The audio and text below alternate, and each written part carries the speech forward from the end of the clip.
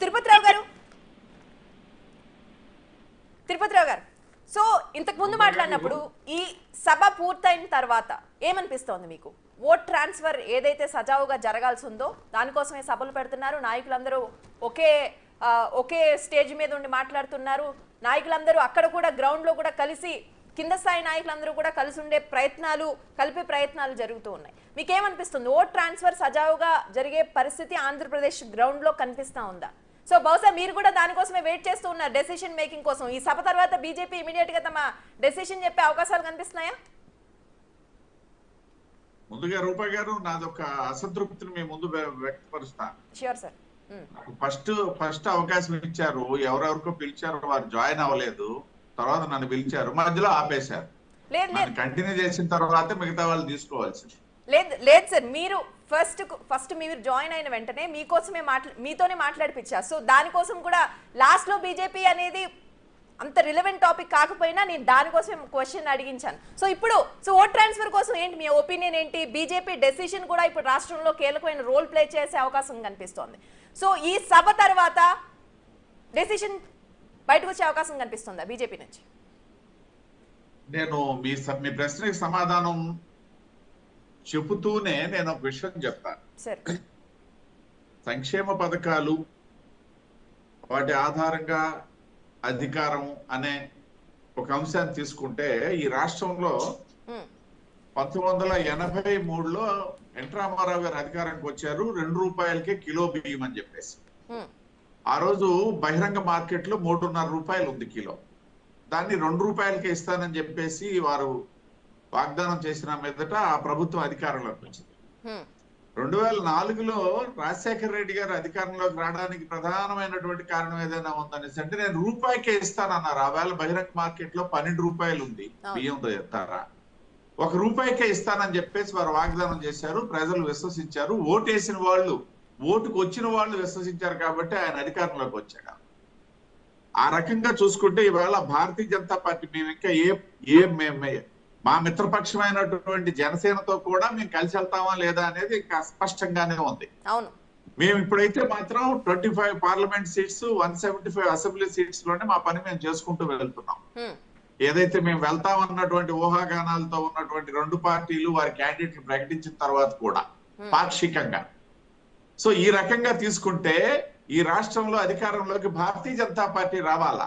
ఎందుకు నేను చెప్తున్నానంటే ఇవాళ నరేంద్ర మోడీ గారు ఉచితంగా బియ్యం ఇస్తున్నారు. గత 5 సంవత్సరాలుగా ఇస్తున్నారు, మరొక 5 సంవత్సరాలు ఇస్తామని కూడా ప్రకటించినటువంటి నేపథ్యంలో.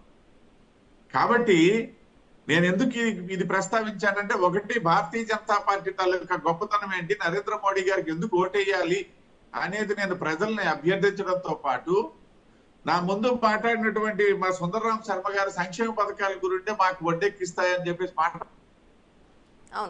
జరిగేటప్పుడు ఇవాళ ఈ రాష్ట్రంలో దేశం మొత్తం మీద ఎలాగో మేము వస్తాం, అది పక్కన పెడతాం.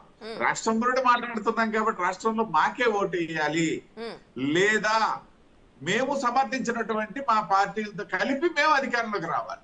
ఏదైనా సరే మీరు అడిగినటువంటి ప్రశ్న మీరు ఎప్పుడు వస్తారని చెప్పేసి, ఒకవేళ మేము కలిసేటట్టయితే ముగ్గురు ఖచ్చితంగా మాకే ఆదరించాలి రాష్ట్ర ప్రజలు. రెండో ప్రశ్న మీరు అడిగిన దానికి కొనసాగింపుగా చెప్తారు. ఒకటి, భారతీయ జనతా పార్టీ తనకంటూ దేశవ్యాప్తంగా ఒక ప్రణాళిక ప్రకారము ఎన్నికలకు సన్నద్ధం అవుతాము. అది ఎప్పుడు జరుగుతున్నటువంటిది, ఇవాళ కాదు 1951 ఇవాళ కూడా మేము అదే జరుగుతుంది. ఆ నేపథ్యంలోనే పొత్తులకు సంబంధించినటువంటి అంశము, రాష్ట్ర పార్టీ పరిధిలో లేనటువంటి అంశము నిర్ణయం తీసుకోవాల్సింది కేంద్ర పార్టీ. కేంద్ర పార్టీ నిర్ణయం తీసుకొని రాష్ట్ర శాఖకి తెలియజేసినంత వరకు కూడా మేము ఇండివిజువల్ గానే వెళ్తామని చెప్పేసి నేటికి కూడా పనిచేసుకుంటూ పోతున్నాం. అన్ని అసెంబ్లీల్లో కూడా మా ప్రచార రథాలు తిరుగుతున్నాయి, మా అభ్యర్థులు తిరుగుతున్నారు, మా కార్యకర్తలు తిరుగుతున్నారు. మిత్రపక్షాలకు తమ సీట్లు మిత్రపక్షాలుగా ఉంటామేమో అన్నటువంటి వాళ్ళు తమ సీట్లు ప్రకటించినప్పటికి కూడా ఇది భారతీయ జనతా పార్టీ తాలూకా కట్టుబాటు. కరెక్ట్. 40% ఉన్న పార్టీలు కూడా 1% ఓట్ షేర్ ఉన్న బీజేపీ చేయగలిగితే బాగుండని ఎదురు చూస్తున్న సిచ్యువేషన్స్ ఆంధ్రప్రదేశ్ లో క్రియేట్ చేసుకున్నారంటే నిజంగా బీజేపీ నాయకులు గ్రేట్. అదంతా పక్కన పెడితే ఒక్కసారి కరెక్ట్ చేసుకోవాలి రూపా గారు. సార్ 1% అనేది కాదు, 0.86% లాస్ట్ ఎలక్షన్స్ లోనా. ఇవాళ మా ఓట్ షేర్ అలా లేదు. మీరు ఉప ఎన్నికలు తీసుకున్నా లేకపోయినట్టు ఇవాళ సర్వేలు తీసుకున్నా సరే ఇవాళ మాట్లాడరు కదా తిరుపతి రెడ్డి గారు. నరేంద్ర మోడీ గారు పేరు చెప్పుకొని వెళ్తే వచ్చే ఓట్లు ఇవాళ మేము 15% చేరుకున్నాం. Very good. ఏ సర్వేలు కూడా చెప్తున్నాయి మీకు 8 to 9% షేర్ ఉందని చెప్పేసి. కాబట్టి మీరు పాత వాటిని ప్రామాణికంగా తీసుకొని మాట్లాడద్దు. సాధారణంగా పాత ఎన్నికలనే కదండి ప్రామాణికంగా తీసుకుంటారు ఎవరైనా. ఒక సామాన్య భారతీయ జనతా పార్టీ నాయకులు గ్రౌండ్ లో ఏ విధంగా ఆలోచిస్తూ ఉన్నారు?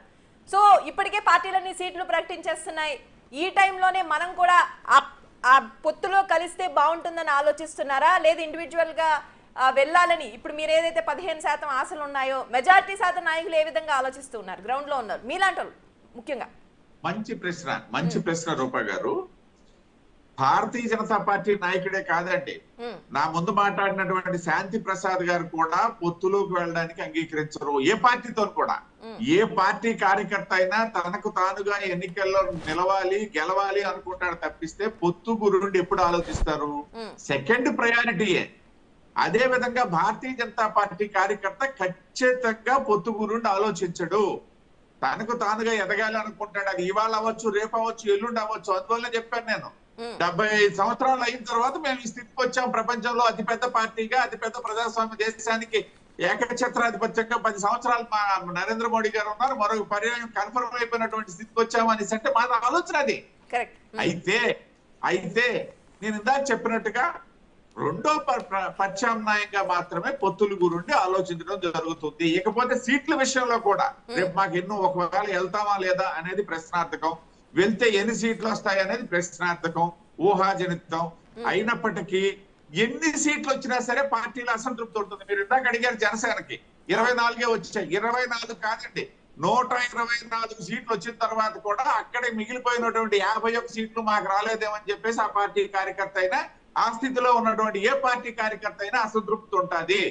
ఎందుకనేసి అంటే నేను ముందుగా చెప్పినట్టు ప్రతి కార్యకర్త తన కార్యక్షేత్రంలో, తన అసెంబ్లీలో తన క్యాండిడేట్ ఉండాలా, తను క్యాండిడేట్ గా ఉండాలా అని ఆలోచిస్తాడు తప్పిస్తే పక్క పార్టీ కండువా వేసుకొని వాళ్ళకి ఓట్లు ఏమని అడిగే పరిస్థితి వస్తుంది అంటే ఎవరు తీర్చుకోలేరు. కానీ కొన్ని సందర్భాల్లో మాత్రం రాజీ పడాల్సి వస్తుంది. 24 వచ్చినా 124 వచ్చినా అది జనసేన అయినా భారతీయ జనతా పార్టీ అయినా ఆ విధమైన ఆలోచన ఉంటుంది. No doubt at all. Okay, Sundararam Sharma గారు.